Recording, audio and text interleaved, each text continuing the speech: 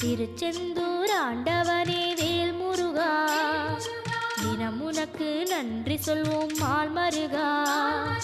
திருவடியில் தவம் இருப்போம் திருமுருகா, தீப்பெழுது நலமெனவே வடிவழகா.